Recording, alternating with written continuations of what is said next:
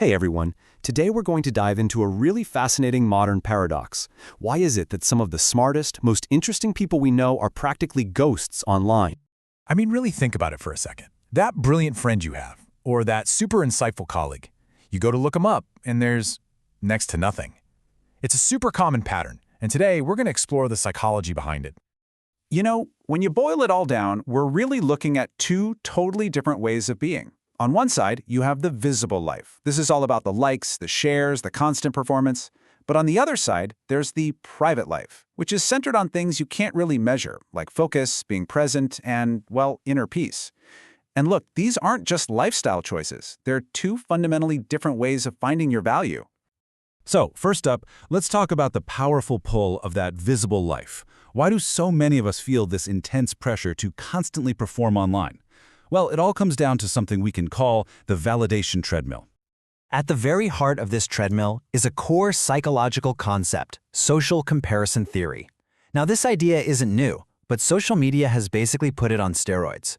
We're not just comparing ourselves to our neighbors anymore.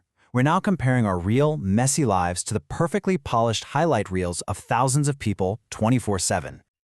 And running on this treadmill, man, it has some real costs. It just creates this constant state of anxiety, that nagging fear of missing out, FOMO. It becomes this endless chase for the next like. And when you're always looking to other people to decide your own worth, your own internal sense of value can really start to fade. So what's the alternative? How do you get off the treadmill? The answer brings us right to the core reason why so many intelligent folks just opt out. And it's not about feeling superior. It's about having a really powerful psychological trait, inner security. This is the absolute game changer, and it's so simple but so profound. For people who have a strong sense of inner security, their worth isn't up for debate by an audience. It's generated and maintained from the inside. This idea captures it perfectly. When you're truly secure in who you are, that need to perform for everybody else just melts away.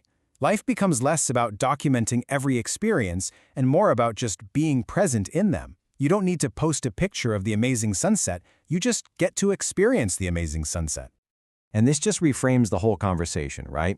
Staying low-key online isn't some passive thing where you're just bad at social media. No way. It's often a very active, very deliberate choice. It's a strategy.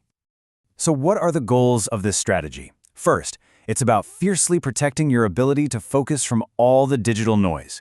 It's about guarding your mental health from that comparison trap. It's about carving out the quiet mental space you need to form your own opinions, free from the online mob, all so you can live a life that is truly, authentically yours.